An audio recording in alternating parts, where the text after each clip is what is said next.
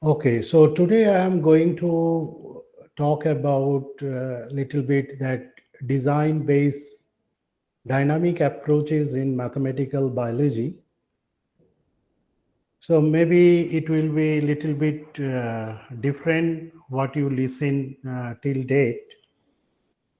So what I am aiming here in this presentation is to give you an idea that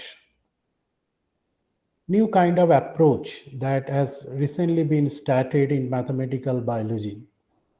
So this talk is not really focused on how to code or how to use the softwares or what kind of programming platform, but rather my objective for this presentation is to give you some idea related to a new approach that just recently been started in mathematical biology. So this approach, which is I am calling design-based dynamic approach, this is based on two things. One is graph theory. You know, this is one of that vibrant area in mathematics. This is in a discrete mathematical branch. Another, just now, our previous speaker, he giving very technical thing he already illustrated. This is basically based on dynamical system.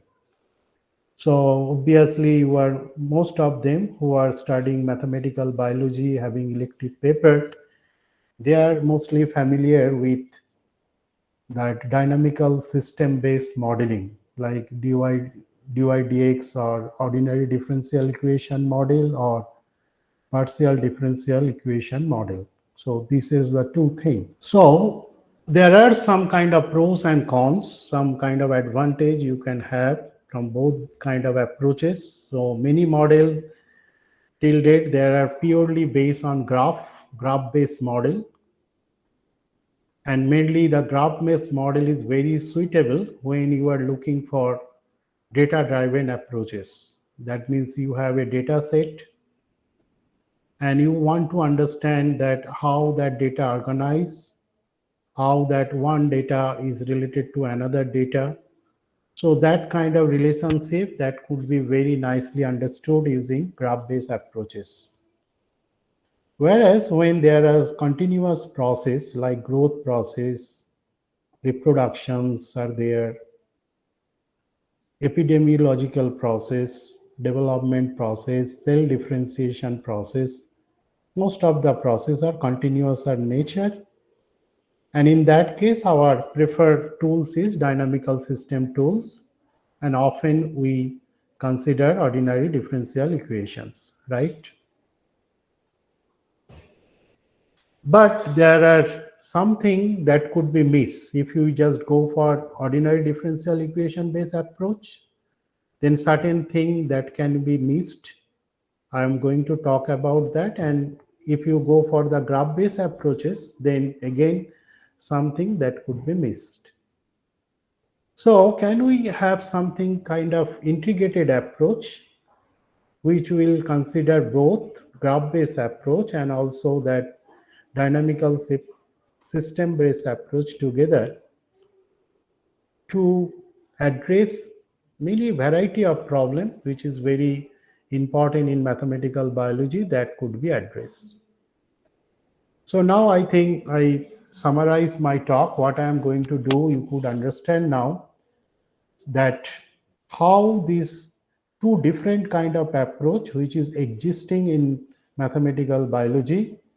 One is data driven approach, mainly dealing with that graph theory, and on another hand you have continuous processes that has been modeled using ordinary differential equation or partial differential equations.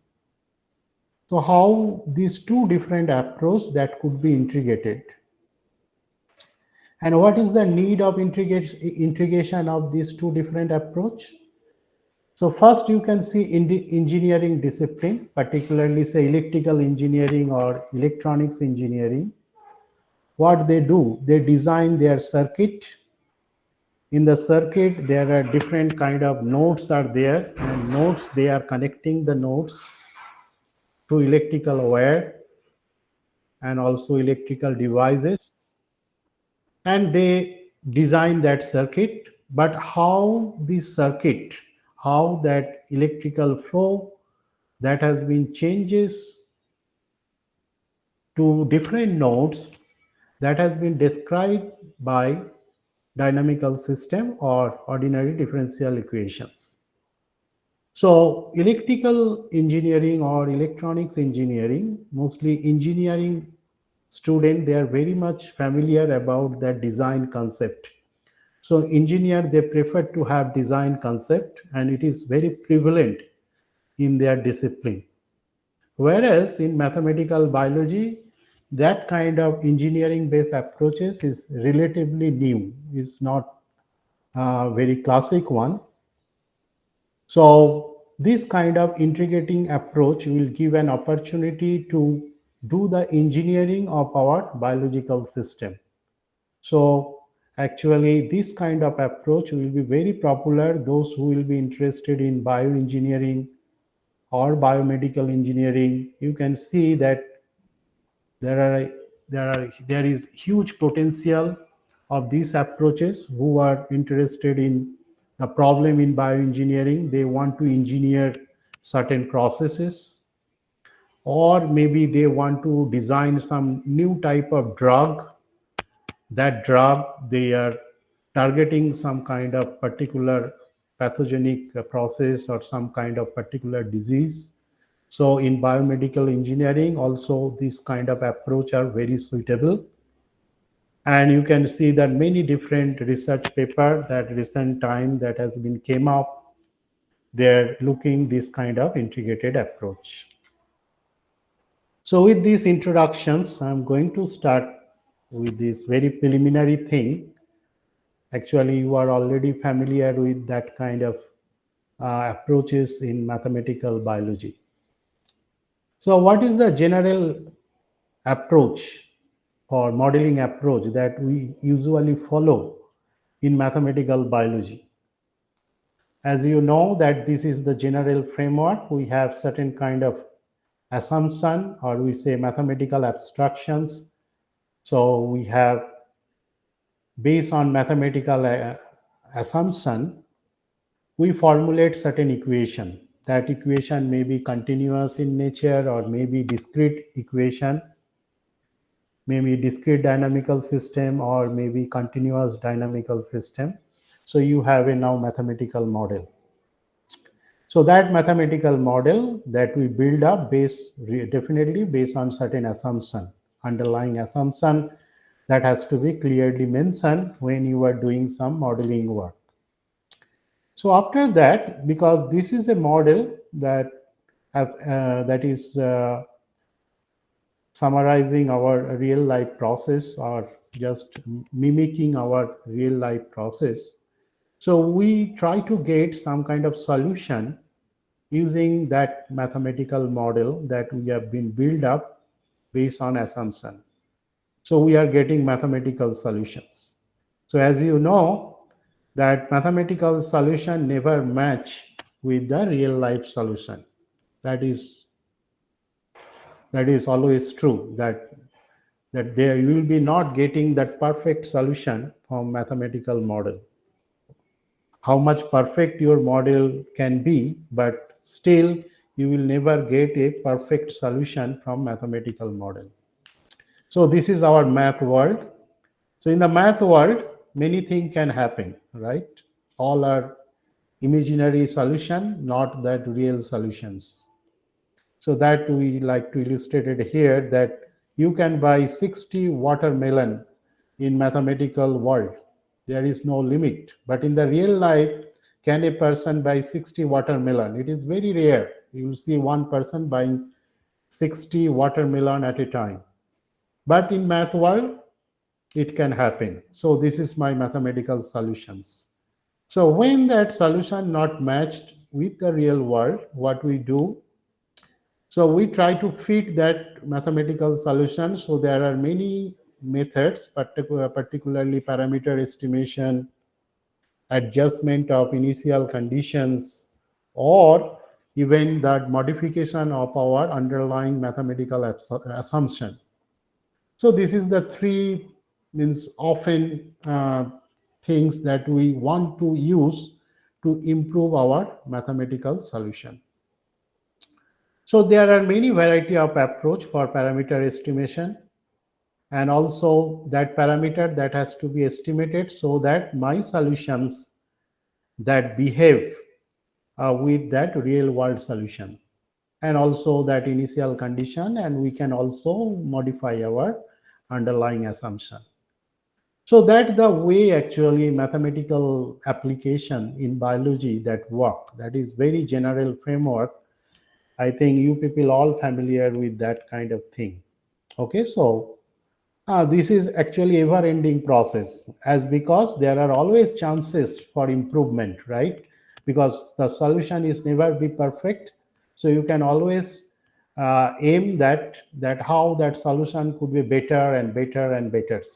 So this is actually ever-ending process, and there is always opportunity to improve your solution. But I already mentioned that right now, what is that happening in mathematical biology? The mathematical biology, because this is mathematical biology, right? So entirely that mathematical approach depend on the biology. So biology as a discipline, you know, it is a very, very vast discipline. And in last 2 decades, actually the revolution that has been taken place in biology. So what is the revolution? So earlier you can see in the biology, the very, very difficult it was to do some kind of experiment. Now the revolution that has been made is that many of the experiment in the biology that has been automated. Automated in the sense that you need to do specific sample preparation. After preparing the biological sample, for example, blood sample, and put it into some kind of machine, okay, and that machine on behalf of you do the experiment, all kind of manipulation that will do, and provide huge amount of data, and biological data that is called high throughput data. So at a time you can get huge amount of data. Amount means huge amount means say 10 GB data, particularly sequence data, then gene expression data in a matrix form. And very recent development that has been taken place is single cell or single cell RNA sequence data or expression data. And you can see the data size is very huge, 50 GB data, and the matrix size is minimum 10,000 by 10,000 matrix. So this is called high throughput data in biology. So biologist, if you just talk to any biologist, if you interested and want to communicate because you are doing mathematical biology, so you will come to know that they have a huge amount of data, but they don't know what to do with that data, or what that data talking about, what that data infer, what that data is conveying.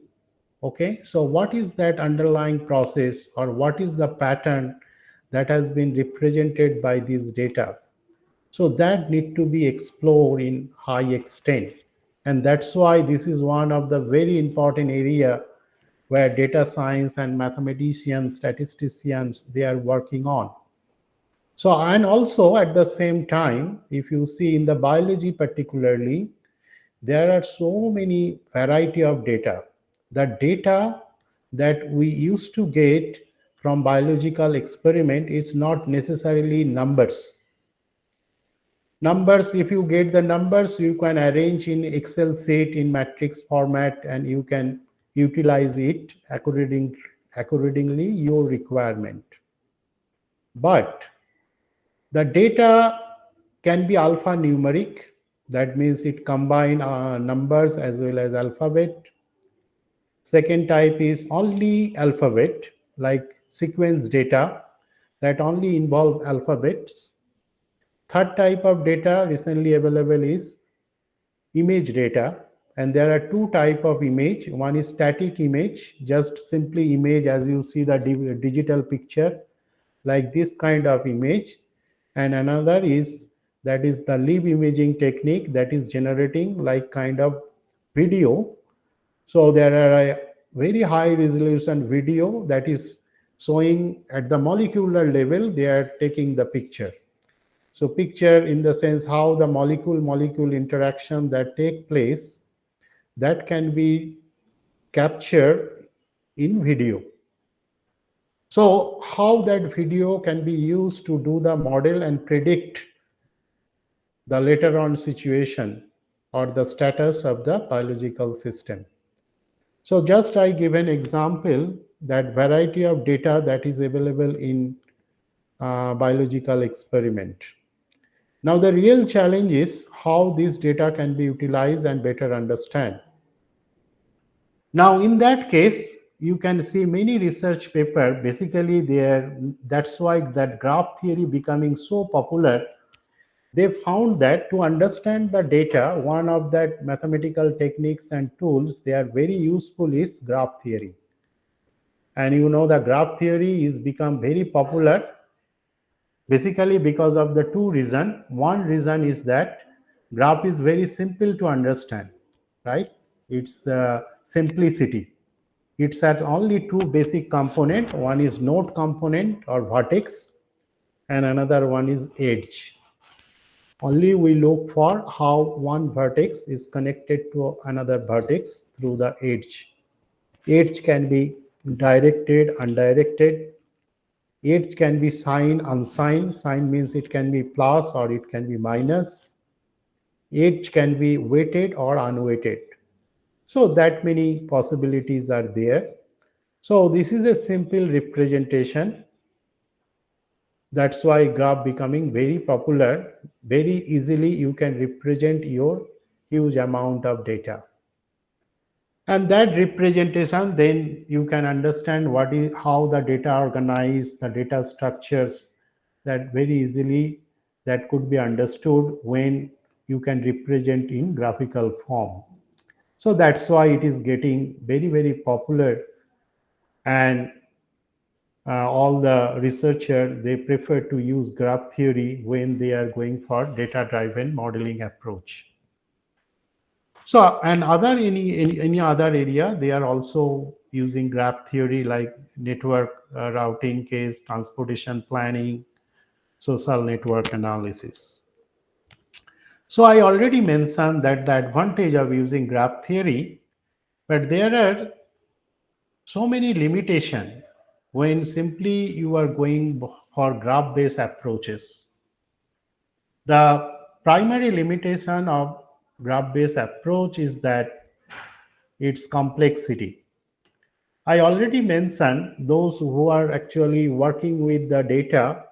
The biological data is huge in the high throughput biological data. So, for example, you have a 10,000 by 10,000 matrix, and if you represent that matrix in graph form, then how it looks like, it will be very complicated, right? You can see that the complex graph, how it looks like, very complicated. Even you cannot identify a simple node or simple edge within that complex graph. So complexity is the problem even in the representation, and also the data quality that matter, because graph essentially consider each and every data. So quality is matter. If that quality is compromised, then your graph representation will be not good enough, and therefore that graph based inference, that will be also not correct. So data quality for graph based approach is very, very important. Similarly, if you go for graph based approach, interpretation become more challenging.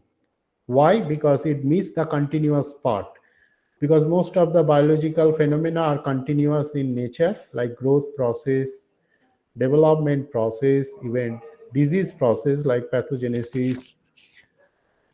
So therefore, The interpretation, because graphical interpretation is static in nature, because one time or snapshot are there, even though you can capture time series of graph, but still there will be gap between these two time shot. Therefore, the interpretation becomes difficult when you go for graph-based approaches. So this is the primary limitation when you simply adopt graph-based approaches for your problem. So you have to look into that whether these limitations does not matter very much for the problem you consider. Okay, only you want to know, for example, in computer scientists, they want to just classify the data and want to see that what are the classes are there. In that case, graph based classification will give you the very good results. So depending on the problem, you can choose and you can minimize your limitation of that approach. Next is, this is a familiar approach, that is dynamical system approach. So your primary assumption that the process you are studying in biology, that is continuous in nature, and since it is a continuous, therefore you can capture that process in the form of differential equation. So this is very well known dy dx, y is dependent variable, and that variation of y depend on the variation of x, and that variation, that is rate of change with respect to x, can be described by certain function. So in ecology, for example, SIR model, that is ordinary differential equation model, and that is the cornerstone of epidemiology. Similarly, in logistic growth model, that describe the growth process, like dx dt is equal to rx into 1 minus x. So this is also describing how that growth changes, and also many more concepts that has been came out from that dynamical system approach. What is the beauty of dynamical system approach? The beauty of dynamical system approach is that it can captures the inherent nonlinearity in the process. So that function f x comma y, that can be nonlinears, and simply because of nonlinearity, that system become very complicated. Okay, so complicated in the sense that system become dependent on parameters. If you change the parameter value, many different trajectory that can be observed. And second thing, it dependency on initial conditions. So changing the parameter, you can understand what are the things that can happen in the system. So that is the actually very popular way of looking into the things, particularly that ordinary differential equation model, that parameter dependency, by looking into the different parameter value, what are the situation or what are the phenomena that are emerging. For example, bifurcation. This is one of the thing where the qualitative dynamics that has been changed. Stability become instability, or unstable phenomena becoming stable phenomena. So that kind of changes very easily can be understood using that kind of dynamical system based approach. And of course, this kind of study what that dynamical system provide, like bifurcation and also chaos, presence or absence in the system, and also oscillations that can be observed in the dynamical system, but that cannot be deal the way the dynamical system dealing such kind of phenomena cannot be deal in the graph based approach. This is obvious, right? In the graph case, that kind of emerging phenomena, because of the nonlinearity that came up, this is very, that is we call surprises, is very common in dynamical system. That surprises cannot be predicted using graph based approaches. So, but the limitations, the dynamical system has a very rigid limitations for its applications. So what is that difficulty in the dynamical system? As you know, the fitting the data in the dynamical system is one of the difficult thing, because often the dynamical system involve multiple parameters, and I already mentioned that dynamical system is highly parameter sensitive. So changing the parameter value that change the entire character of the system. It can be qualitative change and it can be quantitative change. Both can be observed based on the parameters value. So that's why in the real ground, when you dealing with particular problem, estimating each and every parameter is going to be very, very challenging in dynamical system. Even it will not be clear what could be the definition of the parameters. This is one thing, and that is the limitation of the dynamical system. Second, the uncertainty. Uncertainty means dynamical system never predict the one thing, right? It can predict multiple thing or multiple situation depending on initial condition and parameter values. That means that prediction, the nature of the prediction of the dynamical system is highly uncertain. You can certainly predict something, right? So that uncertainty is very common in dynamical system. And dynamical system also, I already told you that data, how to feed the real life data into the dynamical system, that is very challenging. Okay, that we don't know. But right now, the machine learning technique making the things little bit easy, how to feed the data using dynamical system. In that case, that machine learning tools and technique can give you certain kind of easiness to overcome this data limitation, fitting the data into the dynamical system. So this is another area where you can look for, particularly the technical people are very interested in that area, where they are looking for how the classic model that can be used with the available data set, how the data can be better way matched with that classic model. So this is the limitations of dynamical system. Now this is the problem I already told. In the design based approach means bridging the gap between these two classic approach, one this graph based approach and this is the dynamical system based approach. Both are very, very useful to understand biological processes. One basically data driven, one basically assumption driven. But if we can integrate these two, there will be certain kind of usefulness or certain kind of basically to get a control over that process, understanding the control nature of the system. That will be very useful to get a control by integrating these two different approaches. But the challenge is that, what is the challenge? Underlying challenge is this is a discrete approach, right? You can see this is a no continuity, this is a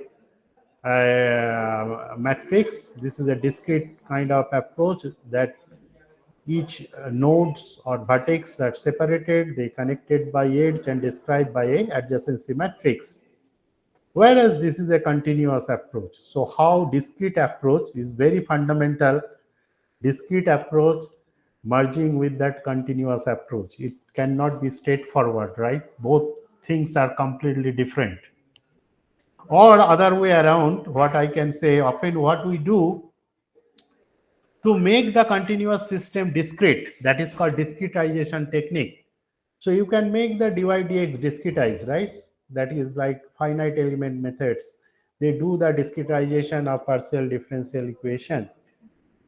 But what is the lacuna is, you can say there are many recent papers, they illustrated that the prediction of the discrete model, even the same model you discretize, but the prediction from the discrete model and the analogous continuous model is many way different. Okay, so their error level are completely different. So that's why if you straightway discretize that model, and run and get the solutions that will also be different from the continuous one. Now the things that I'm going to introduce here, uh, that is one called monotone graph and then monotone dynamical system. So this is one of the approach. This approach actually allow you to integrate your dynamical system and also the graph theoretic model. So you know this is my set of ordinary differential equation. You can see in the left hand side you have dx1 dt, dx2 dt. So this is a time dependent changes of all these variable x1, x2 and xn, and that rate of change that are described by this vector field. This vector field depend on all these variable x1, x2, xn. So this is autonomous system. And now the first thing, this autonomous system to have to make it monotone dynamical system, I will, what is the monotone means I will explain later on. But the first thing, we cannot in the general way, we cannot deal this kind of general system using monotone technique. So we have to some way approximate this system in this form. Dx dt is equal to gamma Rx. So gamma Rx means gamma is a matrix and Rx is called reaction vector. So particularly when you have a, it will be very suitable. This approach is for chemical reaction when there are say 10 or 15 reactions are there, chemical reaction, and the product of one reaction is a reactant for another reaction. So in that case, this kind of model you can often get. This dx dt is equal to gamma Rx. So in that case, in chemical reaction model, or that is called kinetic model, that gamma is called stoichiometric matrix. So stoichiometry describes that the reaction in the reactant, what is that coefficient of that reaction. So gamma is a stoichiometric matrix. And that stoichiometric matrix give the connection between the chemical reaction that has been taken place. So dx dc equal to gamma Rx. So this is a very standard model you can see in the kinetic theory or kinetic model in chemical kinetics. You can often, those who are doing chemical kinetics, they know this is a very familiar model in chemical kinetics, dx dt equal to gamma Rx. So we consider this model. So if that model is given even the general form dx dt equal to fx, some way you can approximate that. There are many methods. We can approximate that model into that form dx dt equal to gamma Rx. One of the way approximate you know already, linearization. In the linearization technique, f can be linearized and we can get a matrix, that is the Jacobian matrix, and then we can get this kind of model dx dt equal to gamma Rx. Now this is called species graph. Now what graph is called monotone graph? This is about my dynamical system in the previous slide.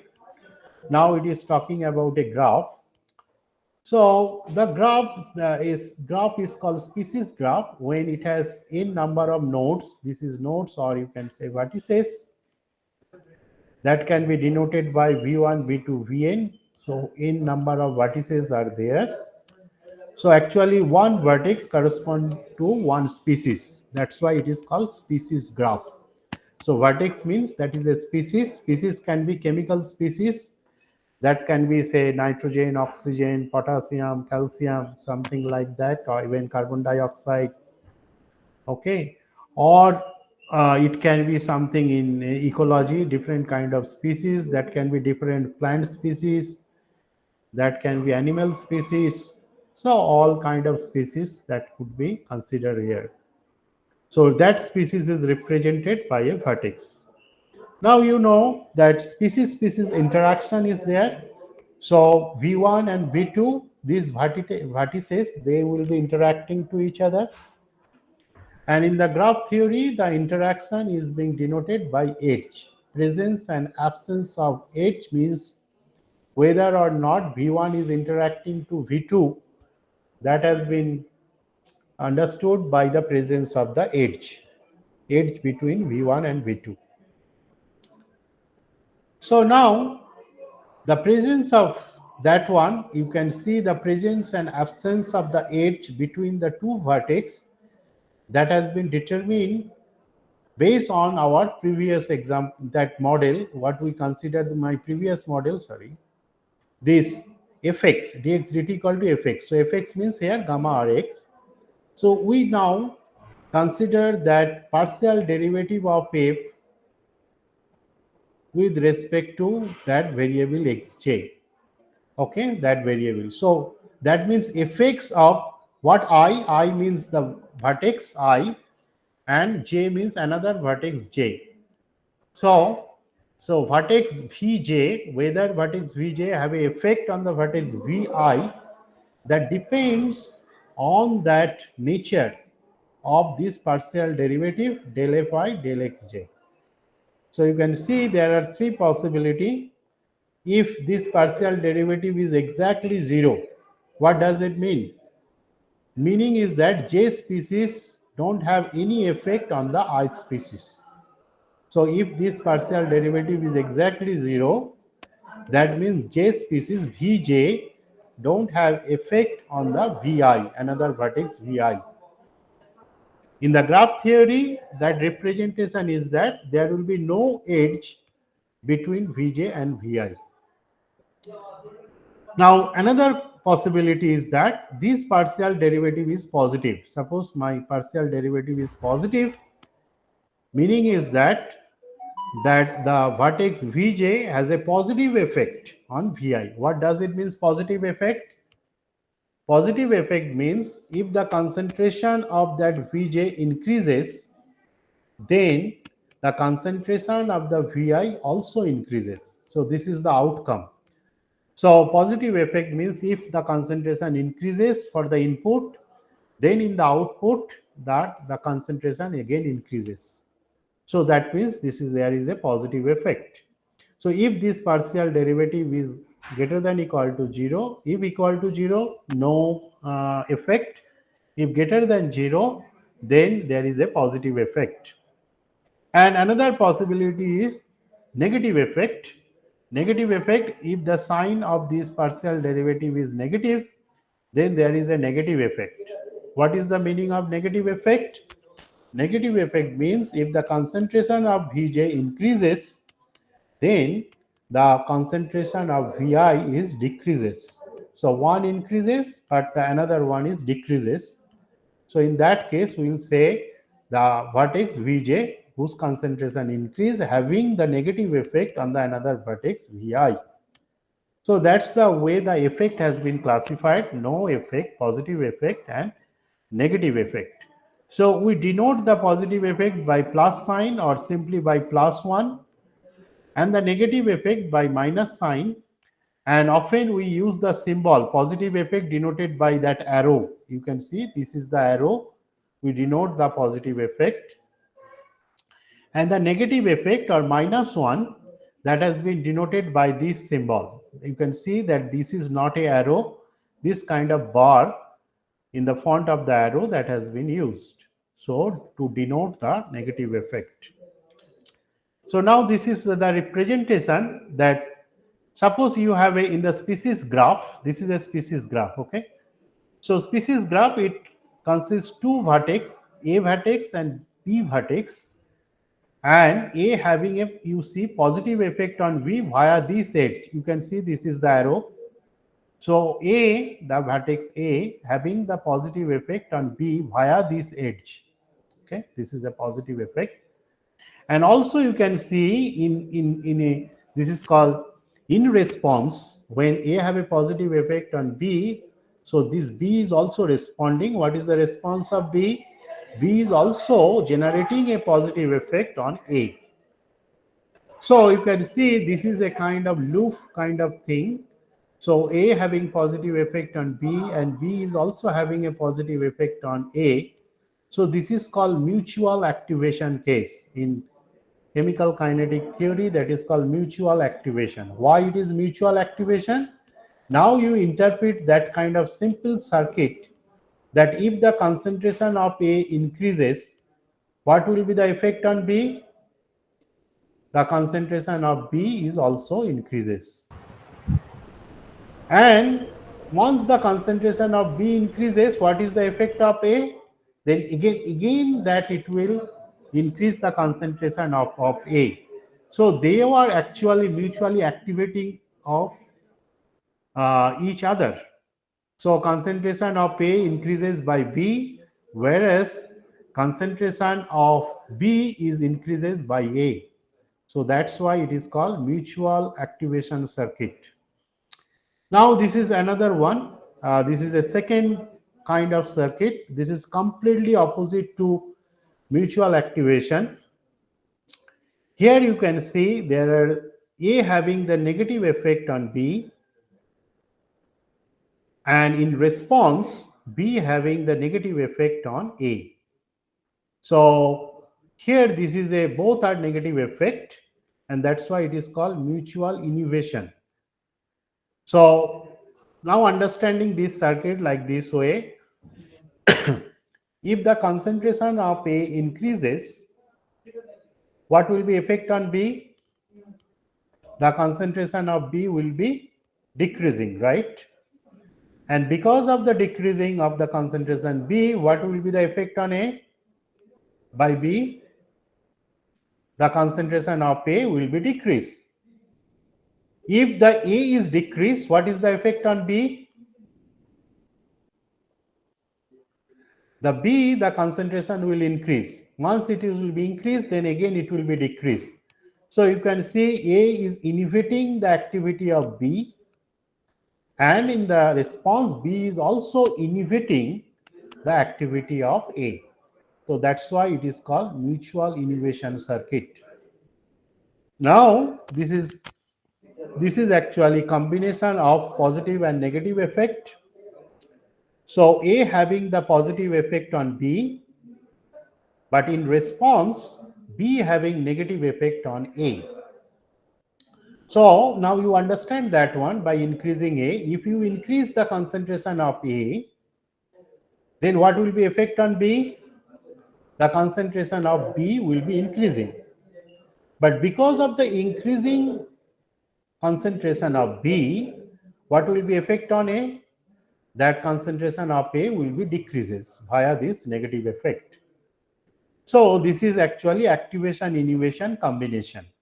So this is very simple way of representing the or understanding the continuous process in the graphical form. So this is a mutual activation. Both the concentration are variable depending on the time. So our assumption is the concentration of A chemical species, concentration of B chemical species, they are depending on time and changing over the time. And this is obviously continuous, but the understanding, very simple graphical representation, you allow us to understand how the concentration of A, variable concentration of A is affecting the concentration of another chemical species B. So three possibilities that can be illustrated by this simple graph, and they are very important in kinetic theory. Now the concept of consistency and inconsistency, you know that one. What does it mean consistency? Before going into the number can represent whether a graph is consistent or inconsistent. I can just illustrate using this diagram. So this diagram, first you consider mutual activation. So mutual activation is consistent. Why it is consistent? Because you see, if you take the increasing nature of A, concentration of A increases. So say this increasing. So what will be the nature of B? That will be also increases. Now if B is increases, what is the effect of A? Is also increases. So this way, if you just continue this loop, So all the time you will see A having increasing, increasing, increasing all the time. In the one cycle, you are getting increasing A, increasing B. In the second cycle, also you are getting increasing A and also increasing of B. So all the time you are getting same kind of outcome, increasing of A. For all the cycle, you are getting increasing A and increasing B. So that's, there is no kind of one time increasing, one time decreasing. That is not happening in this graph. That's why this graph is called consistent graph. Okay, this is the concept of consistency. Now similarly here you can see both the effect are negative effect, A having negative effect on B and B having negative effect on the A. So you run the cycle, what will be the outcome? A having the effect B, so B is decreasing, and because B is decreasing, what is the effect of A? A is increasing. So then A is increasing, so what will be the effect on B? Because A is increasing, negative effect, so B will be decreasing, and because B is decreasing, again A is increasing. So all the time you are getting increasing A and decreasing B for all that cycle. So for all the cycle, you have a consistent outcome. A is always increasing nature, the way you are running the cycle, and B is decreasing in nature. So this graph is also consistent because that outcome that retained all the time, the same outcome that has been retained. But inconsistency happening when you are combining positive effect and negative effect. How? Because first you start the cycle from the point A. If you increase the concentration of A, then what will be the effect on B? By that positive effect, the concentration of B will be increasing. But if B increases, then what will be the effect on A? Then A concentration will be decreasing. Because A is decreasing, then what will be the effect on B? Then B will be decreasing. As B is decreasing, then what will be the effect? A is increasing. So you can see the response of A and B, you are getting combination of response. I mean, in some of the cases you will get increasing, and some cases you will be getting decreasing over the time. So the response of A is variable. Some cases it can be increased, and sometime you will get the decrease. That's why it is called inconsistent graph. So you can see this is the classification of the graph, that kind of cycle of the graph. This is a cycle. So that cycle can be classified into two things. One is consistent and inconsistent. And remember that the kind of concept we are taking, that is dynamic. Even though graph is static, but the consistency and inconsistency, that two concept is very much dynamic concept, because all the time we are running the cycle and observing the outcome for A and outcome for the B. If both the outcome over the time are remain same, then it is called consistency, and if it is not same, then we call it is inconsistency. But this is for the simple graph, I can illustrate it. But if the graph is complex, so determining whether the cycle is consistent or inconsistent, it will be very challenging, right? So we need to develop some kind of quantitative approach. By just doing some kind of calculation, we can determine whether the given graph is consistent or inconsistent. So to develop that kind of quantitative approach to determine certain kind of numbers, and by looking into the number we can say whether the graph is consistent or inconsistent. The idea is spin assignment idea. Spin means that kind of rotation. So you know there are two kind of rotation in the, means this is a convention. One can be clockwise rotation, that is clockwise spinning, and anti-clockwise spinning.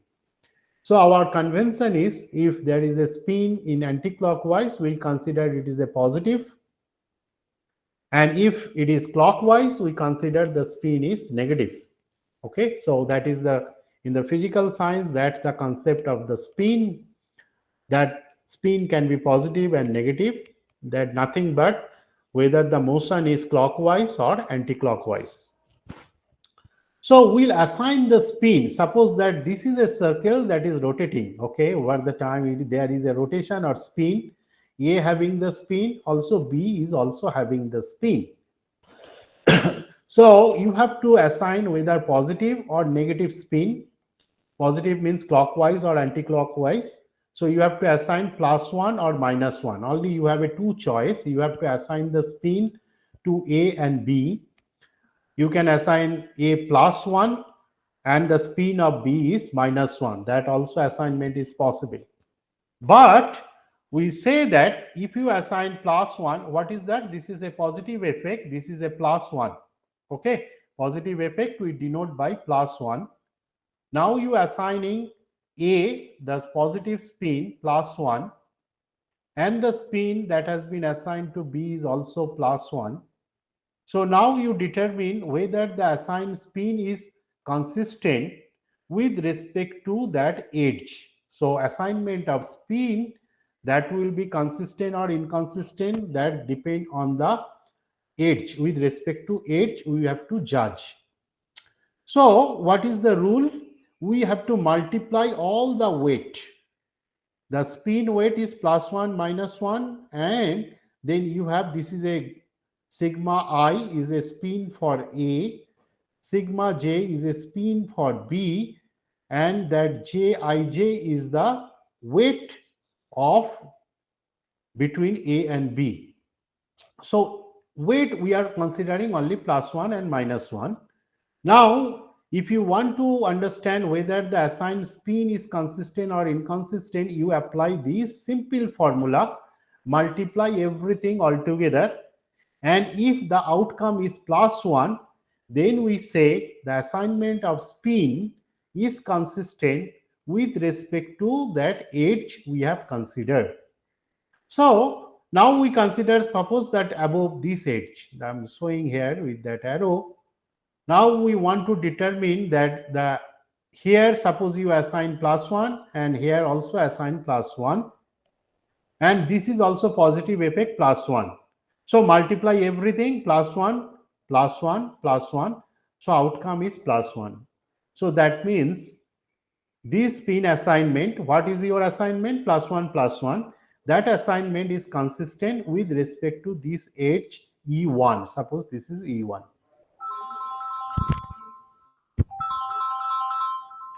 So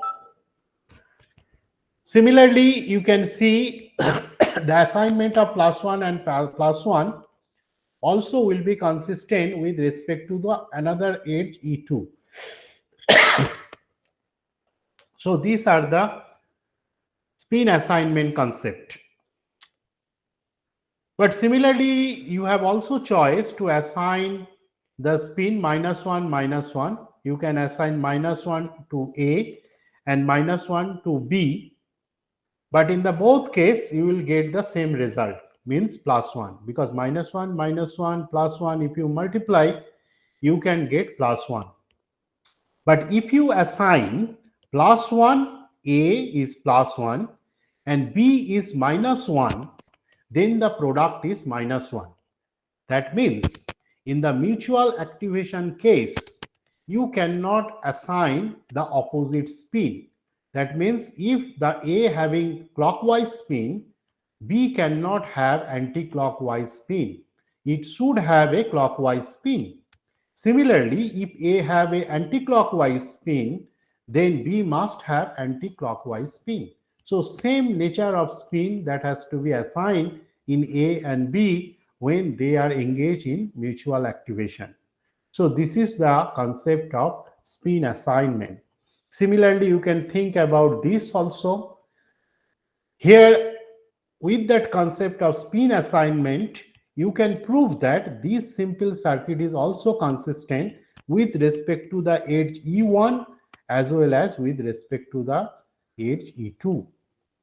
But using that spin assignment concept, you can prove that this simple circuit is inconsistent.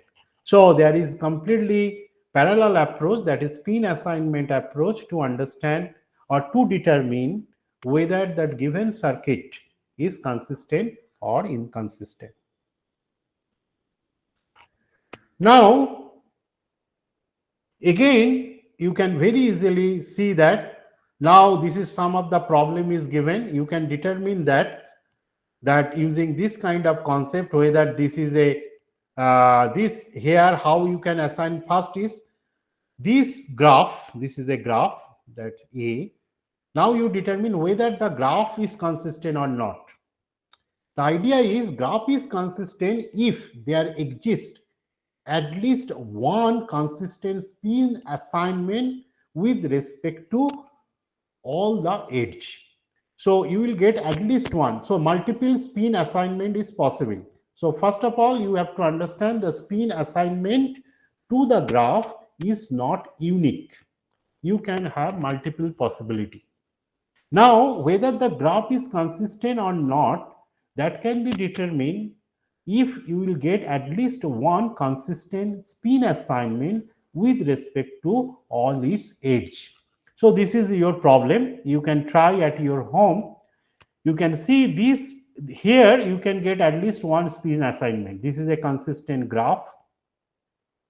Even though this graph is different, you can see this has been shown by this kind of concentration kind of experiment you can also do. You can increase the concentration of the vertex 1. The effect on the vertex 2 will decrease. And because the vertex 2 concentration is decreased, what will be the effect on vertex 4? Vertex 4, that will be increased because it has a negative connection. And again, the one having the positive effect on 3, so this will also increase because 3 is increased, so 4 is also increased. So all the time you run the cycle, you will get all this symbol, that arrow, no, top arrow is showing increasing and down arrow is showing decreasing. All the time this symbol will be remain same. So that's why this is a consistent, and you can also get a consistent assignment, at least one consistent assignment for this graph. So this is a consistent graph. A is also consistent graph, B is consistent graph, but here I think C is inconsistent, right? C is, hello. C is inconsistent, and also D is also consistent graph. So spin assignment and consistency, I already talked about bit about. अरे रुक जाओ थोड़ी देर Hello. बैठ अरे ठीक है 5 minute लगेगा Okay. Mr. Rajesh, can you just unmute? Can you mute yourself? Okay. Mr. Rajesh? So you can see that if you have an inconsistent graph here, you can make it consistent because simple graph is there. So you can make it consistent by introducing one pseudo node here. By introducing a pseudo node, there is a possibility to transfer a inconsistent graph to consistent graph. So this is actually, you can go through the literature and you can find that by this simple example, that kind of understanding, it will be very simple to understand, I think. Maybe while I'm talking, it will not be very clear to you, but just once you go through that literature, you can understand how simple that concept is. Okay. So now the theorem. Now the first theorem, it is telling that there is a consistent spin assignment if and only if every unidirected loop in the graph G has a net positive sign. I already mentioned. But more interesting part is that is to say an even number or possibly zero. So total number of that negative effect or negative connection, if it is even number or it is zero, then the graph must be a consistent graph. So what does it mean? This is now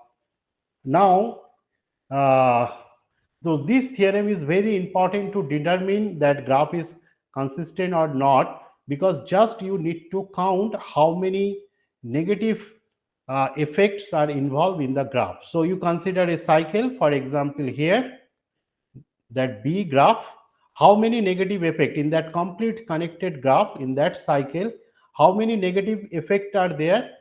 So 1 and 2, because the 2 8, this is a even number.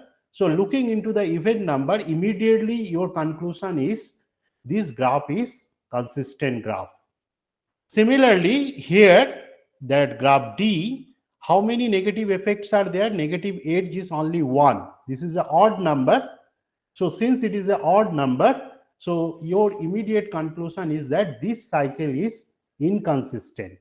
So very simple way you can see that theorem solve your entire problem just counting the number of edge having the negative sign. So the number of edge having the negative sign, if it is an even number, then the associated graph is consistent, and if it is odd number, then associated graph is inconsistent. So this is very easily we can determine the nature of the graph, consistency and inconsistency. Now this kind of concept, that consistency and inconsistency, even though we use in the graph, this is actually a dynamic concept. So very easily we can write down the ordinary differential equation for the dynamics. I already show you that reaction dynamics or reaction kinetics dx dt is equal to gamma Rx. So that the system that has been developed based on that kind of graph, consistent graph, that is called monotone dynamical system or monotone system. So that has been introduced by Smith 1995 and Hirsch 1983.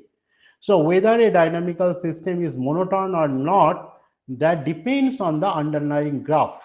If the underlying graph means that is a cycle interconnection, if the underlying graph is consistent, then the associated dynamical system will consider this is a monotone system. So this is our monotone system. What is the property? Why monotone system is very interesting?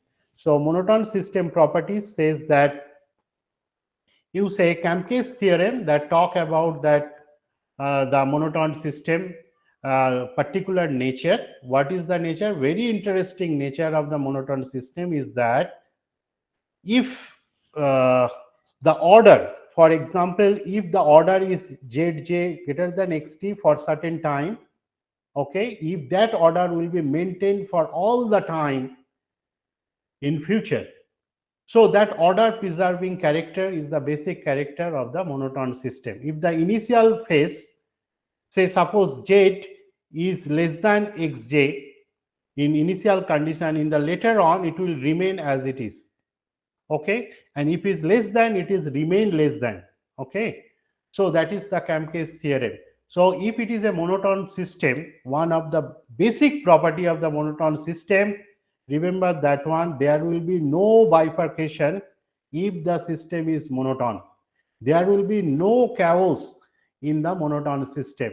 So this monotone system is completely away from chaos and bifurcation. Whatever may be your initial condition, whatever may be your parameter values. So what interesting thing you people are doing is that changing parameter value and getting different kind of trajectories and dynamics. But in the monotone system, all the time we'll get the similar kind of qualitative dynamics. Number can change, but the overall, the nature of the dynamics remains same. So this is the illustration of the dynamics of the monotone system. You can see you can start from anywhere. Initial condition may be different, but on average you will get separate similar kind of dynamics. This is the picture. Well, all the solution they are converging into the same. This is the average kind of trajectory of the system. So if you change the initial conditions, it is converging to a certain kind of trajectory dynamics that is called monotone dynamics. Here also you can see initial point are different, so you are getting the different trajectory here. Here also the two trajectory, all the solution converge to this path or either this path. So this is the very certain prediction, very certain prediction given by the monotone dynamical system, This is away from the uncertainty. So this is the basic thing and importance of the monotone dynamical system. You can escape from uncertainty, which is very common in the dynamical system. But if you design that monotone dynamical system, then uncertainty can be removed. So this is the book. Those who are really interested to understand monotone dynamical system, then go with that book, Hall Smith, that been published by American Mathematical Society and very popular. And that is actually the foundation of design-based approach in biological bioengineering and biomedical engineering. So that's I talk. That is another important theory, that is here generic convergence theory, that talk about the convergence of all trajectory to a unique trajectory. So what is the missing point here in dynamical system? Dynamical system is very interesting because it has many different features, like bifurcation. It can predict chaos, it can predict oscillations. But in the monotone dynamical system, you are always getting kind of unique trajectory or unique qualitative behavior. That means that complexity that has been inbuilt in dynamical system, that cannot be captured by monotone dynamical system. But that is possible, and that is the approach actually biologists they are adopting, that monotone dynamical system approach. So if you have a two monotone system, that is suppose this one and this one, you can connect that two monotone system, and you can by that is called feed forward mechanism. By feed forward mechanism, if you connect that one, then you can predict that multi stability. So actually monotone system allow you to dissect the system and understand why do there is a multi stability in the system. So because of the two different monotone system, and if you connect by different kind of connection, feedback or feed forward, you can find out different kind of complex feature like bifurcation, multi-stability. That can be also the emerging case by connecting different monotone system. And that is the uniqueness of monotone dynamical system approach. So just I highlight that, I'm not going that. The problem we address using this kind of approach in biology. So this is our work that I want to illustrate here. We applied this design-based approach for a certain problem. The problem is that in the soil, there are different kind of n number of microbes are there. So these microbes, they are interacting to each other, okay? So they are responsible for retaining that soil fertility, right? Microbe is responsible for maintaining the soil fertility. So particularly we focus on nitrogen. So the nitrogen, there are in different form in the soil. There is a nitrate form, nitrite form.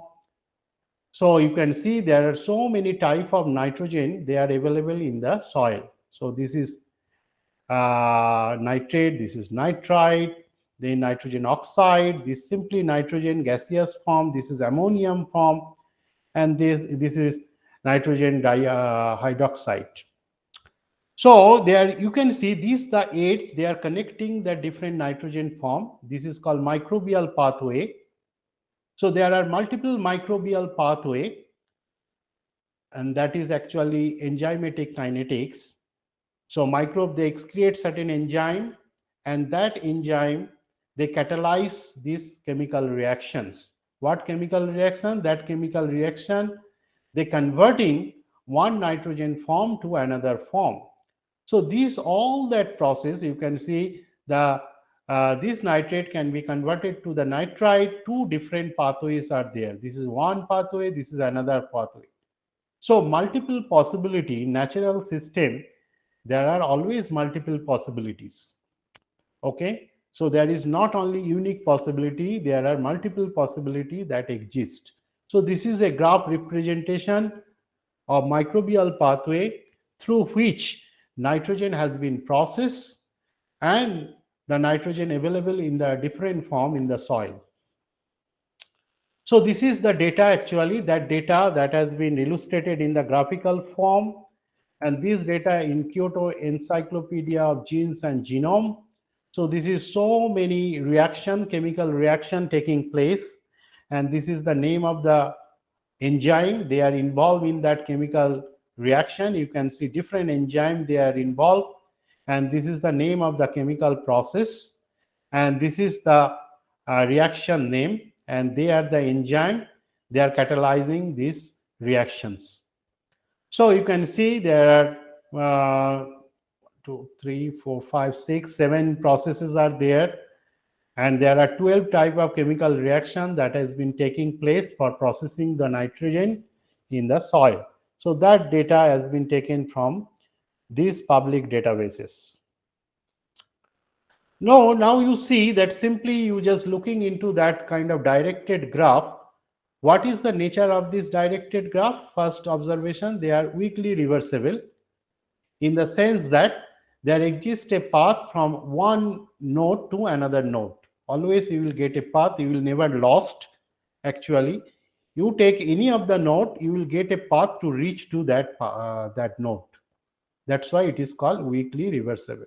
So Ci, Cj, any arbitrary choice, you can get always a path, means edge, that connecting Cy to Cj.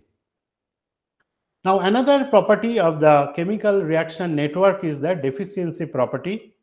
It is very important property of the chemical reaction network, which is denoted by this delta consisting 3 component M, L as S, and just simply this arithmetic you can determine the deficiency level of the chemical network.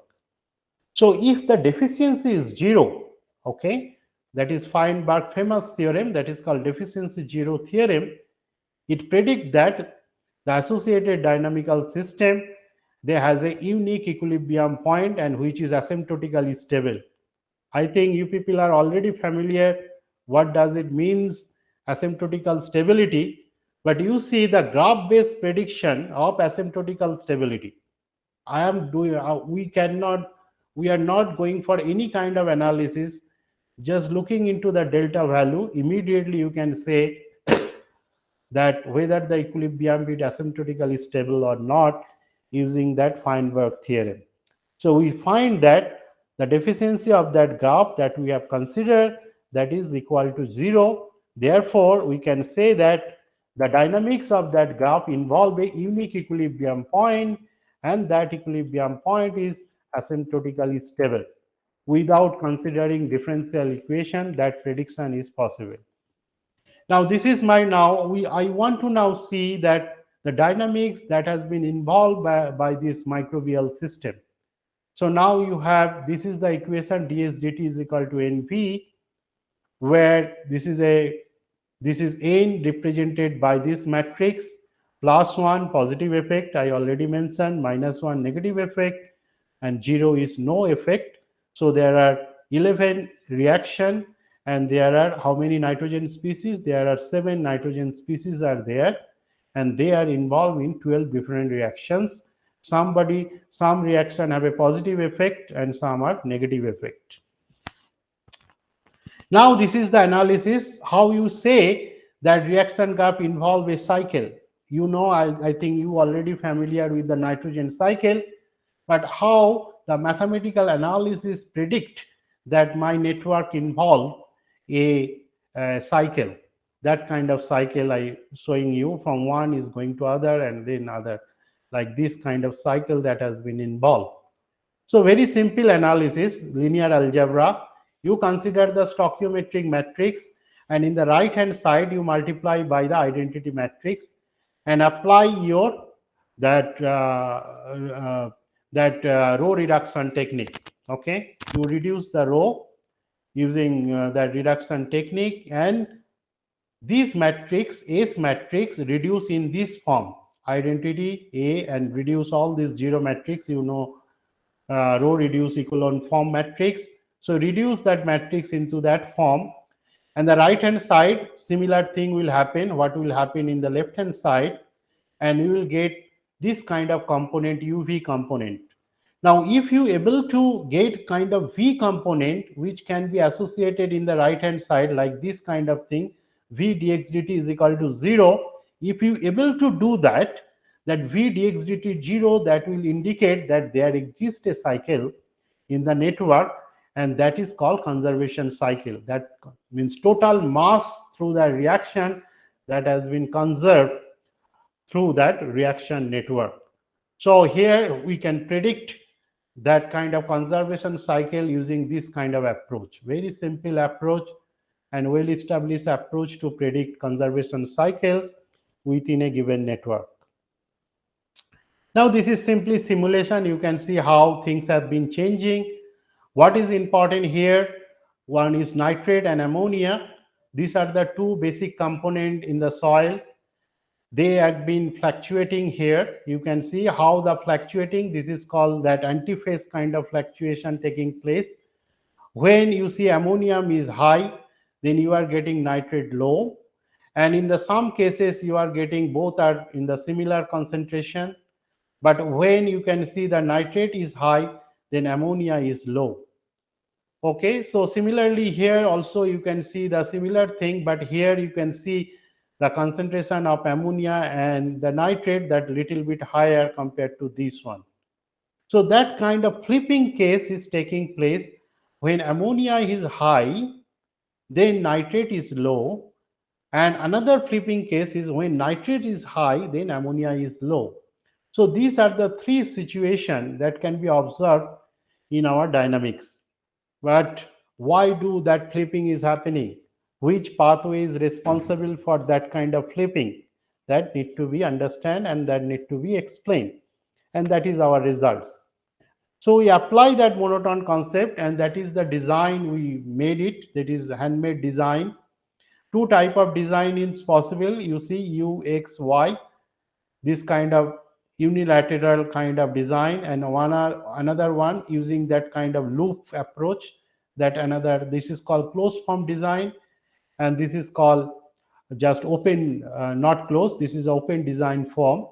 So two design approach, if you apply and formulate that, this is a actually monotone graph, and this is my associated monotone dynamical system. So this is a clear example in our nitrogen network. This is one of that sub network, and this sub network is a monotone graph, and associated that dynamics, the dynamical system represented by ordinary differential equation, that is a monotone system. Now this is the input. Input means nitrate has been supplied from outside sources, and we are observing the response of this circuit. The response is like this. You can see. Now the interesting fact is that this response, what it is showing here in the right hand part, that is independent of parameters, independent of initial conditions. Whatever change you can consider, K1, K11, all the parameter you can change, but this character, qualitative character, cannot be altered because this is a monotone dynamical system based prediction. Now this is, we call that source system, because here the input nitrate that has been ultimately converted to the ammonium form through this circuit, and which is a monotone circuit. Another is sink system, where that input is completely different. This is ammonium and output is nitrate. Through this pathway, this input is converted to the output, and this is again a monotone graph, and the associated monotone dynamical system is this one, and this is kind of qualitative prediction that has been happened through this monotone system. This is a unique qualitative dynamics. So you see the input output you change and design that kind of monotone system. This is a sub network of the nitrogen network, whole network, and we are getting this kind of prediction. But now this is kind of, that is called biochemical switch. Now if you just join this one of the circuit with the another through feed forward loop, then what we are getting, that kind of point where that is called switching point, where you can see one that black is the dominating, But after this point, you are getting that the dotted curve is dominating. So this is called bistability phenomena. So bistability that has been observed here by when you are adding this kind of pathway. This is nothing but connecting the two monotone dynamical system. So this is a switch. If we have this connection from ammonium to this nitrate, this is the connection. If we have this connection, then there is a bistability. If we don't have that connection, then we lost the bistability. So this is our result, main result, biological result, bistability switch. So this the path we discovered. This one path, ammonia to ammonium hydroxide. This catalyzed by that ammo enzyme. Another is another how enzyme. So this is very important. This work like a switch.